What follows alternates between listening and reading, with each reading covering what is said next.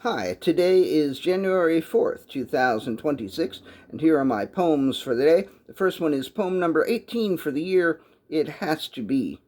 According to the ketchup packet, it has to be Heinz. In one sense, I suppose that has to be true, as the Heinz company made the ketchup packet, and why would they put some other brand of ketchup in a packet that is clearly marked Heinz? But I don't think that's what they meant. I think they are saying that if you put ketchup on something, it has to be Heinz ketchup. And that sounds vaguely fascistic to me, and also flat out wrong. What if I wanted to use ketchup with a snooty name? In that case, it couldn't be Heinz. It might have to be Sir Kensington's or something. Anyway, this is America, at least for the time being. It doesn't have to be Heinz if I don't want it to be. It doesn't even have to be ketchup. So don't tell me what it has to be. This is America. Poem number 19, Varieties. The Heinz ketchup packet also says 57 varieties. That is impressive, as I can only think of 7 or 8 varieties, which I guess makes me kind of vanilla. I suppose Heinz could teach me a thing or two. Perhaps if Heinz schooled me properly and disciplined me properly, you might hear me say, "It has to be Heinz." But that seems rather unlikely. Poem number 20, The Gigolo.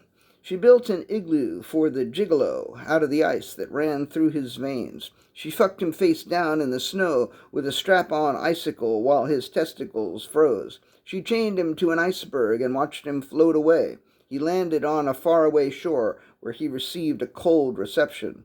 Poem number 21, The Awakening. He couldn't stand to let sleeping dogs lie, so he always woke them up before he would listen to a word they said.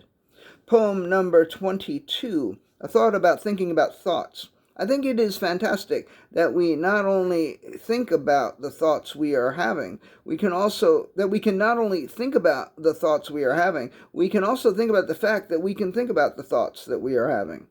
Poem number 23, My Body. The thing I once called my body has lost both its shape and its meaning. Once all of my skin had been removed. I shuffled along like a blood monster, and my neighbors, none of whom recognized me, recoiled in horror or ran away screaming. It was still my body, even as it dripped, even as internal organs slid through my rib cage and onto the lawn. And when the wild dogs began to feast on my liver and my heart and my one kidney, I knew that I had transcended my body and that I had found salvation. And the last poem of the day, poem number 24, Cameroon.